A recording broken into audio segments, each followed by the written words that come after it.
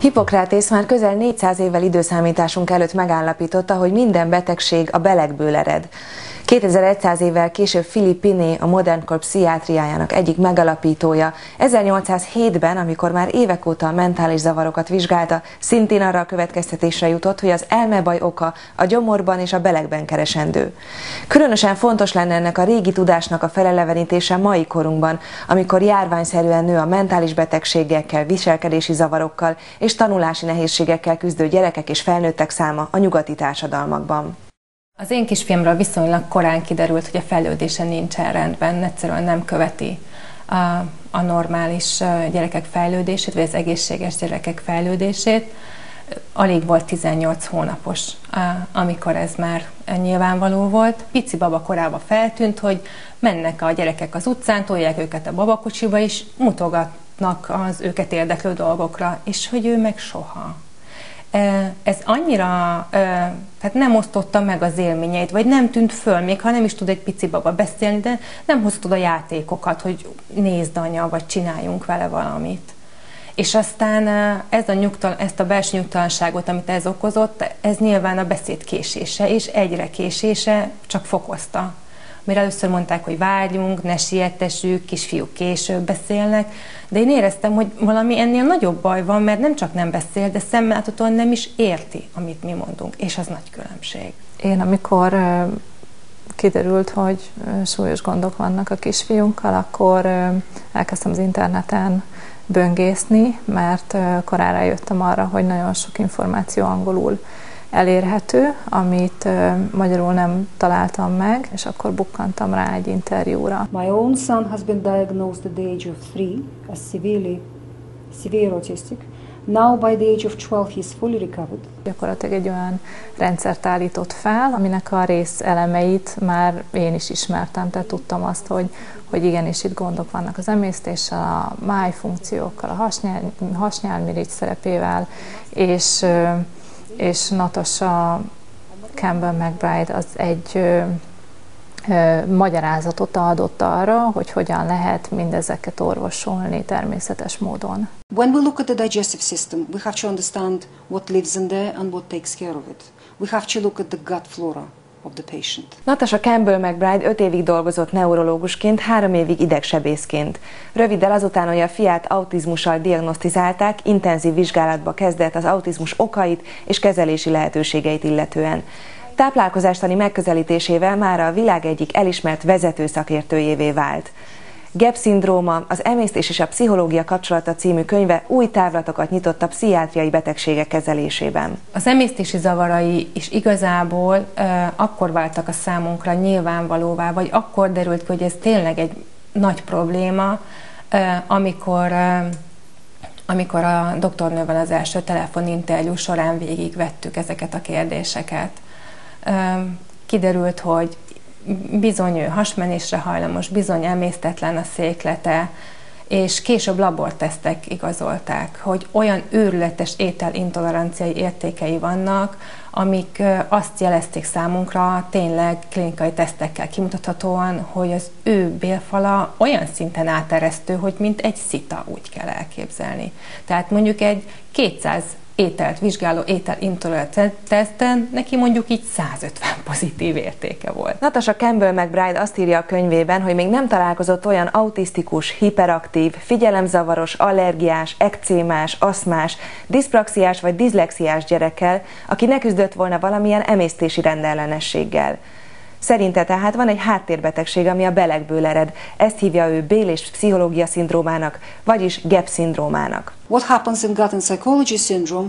These children and adults develop very abnormal mixture of microbes in their digestive tract, very abnormal gut flora. Kezdő gyerekneurológus koromban, amikor autisták jöttek hozzám a rendelésre, akkor tulajdonképpen automatikusan vettem a tollamat, kitöltöttem a papírt, az igazolásokat, és elbocsájtottam a gyermeket és a szülőt, hogy nincs mit tenni.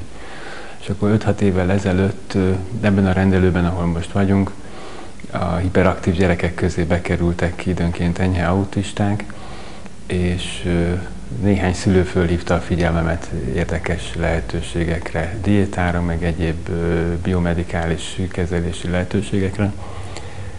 Aztán pedig támogatásképpen kétszer kijutottam az Egyesült Államokba 2 ilyen jellegű szakmai kongresszusra, és egyre inkább belebocsátkoztam ebbe a munkába. Mostantól már nem érzem úgy, hogy az autistákkal nekem semmi dolgom nincsen, mert azt gondolom, hogy diétával, táplálékkiegészítőkkel, amiket az ember így gondosan megválogat, valamilyen mértékű változást, kicsi javulást, nagyobb javulást bármelyiküknek az állapotában el lehet érni. Mi hónapokon át küzdöttünk az önagresszióval, ez olyan veszélyes volt, hogy beleszédült az ütésekbe, és nagyon sok szakembernél jártunk, és sajnos semmilyen módszer nem segített, és akkor szülőtársaim javasolták, hogy vegyük el tőle a kazeint, a tejfehérjét, tehát nem a tejcukrot, a fehérjét, és a probléma 8 nap alatt megoldódott, és ez annyira döbbenetes volt, hogy valami, amivel ennyit küzdöttünk, ilyen gyorsan és hatékonyan el tud tűnni, hogy ez volt az a pont, amikor úgy éreztem, hogy mélyebbre kell ásnom. Neki a legerősebb és sajnos máig gyenge pontja az állandó fülgyulladások, amiket szintén nem kapcsoltak össze akkor még semmilyen módon az autizmussal. Ez is például a doktornő könyvében, ahol egy külön fejezet van a fülproblémákkal küzdő kisgyerekekről, ebből derült ki számomra, hogy még az ilyen látszólag össze nem függő dolgok között is lehet összefüggés.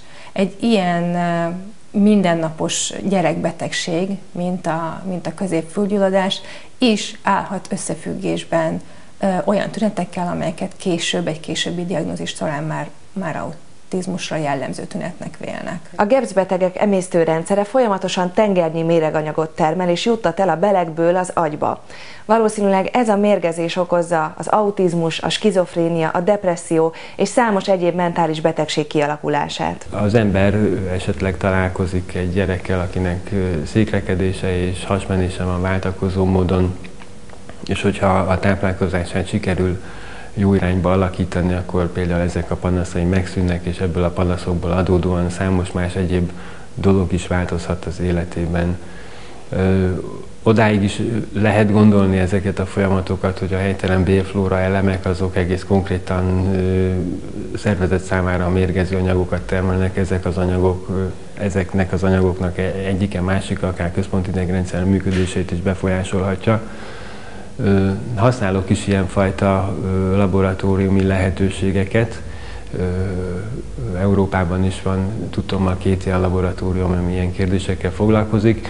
Ezek azonban vitatott kérdések, tehát hogy ezek mentén szigorúan tudományosan gondolkodni nem lehet, de nagyon érdekes gondolatok, és van egy olyasfajta meglátásom vagy megérzésem így a betegekkel való kapcsolatomban, hogy bizony-bizony olykor ezek akár tetten is érhetők. Például, hogy a gyereknek az éberségi szintje az megnő, a kontaktuskészsége, kontaktus hajlama javul, ami autistáknál ugye egy sarkalatos kérdés. Hát én az étrend megkezdése után én abban a szerencsés helyzetben voltam, hogy nagyon rövid időn belül, tehát ilyen 2-3 héten belül én már láttam a pozitív hatásokat. És hát ezek az együttműködés területén, tehát azt, hogy megfogja a kezem, lehet vele sétálni, és egy nyitottabb kis emberke lett, aki jobban velünk van, mert ez azért fájdalmas ez a betegség, mert itt a gyereknek a kicsit a lelkét támadja meg, és amikor egy ilyen kis csöpség kezd kinyílni, hát az óriási dolog egy család életében, hogy ő velünk akar lenni, és már nem csak a rituáléinak él, hanem meg akarja velünk osztani az élményeit. Az nagyon szép pillanat volt, amikor lejött a testvére, ez kb.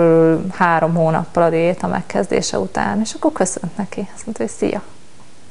És akkor úgy, egy ilyen család életében ez olyan, hogy úgy kiesik a kanál a kezedből. Nagyon jó volt látni ezt a fokozatos fejlődést, fokozatos és egyenletes és megbízható fejlődést, hogy látom, hogy megyünk ki belőle, és elvittük rá 1,5-2 évre kontrolldiagnózisra, és akkor fel sem merült már az autizmus.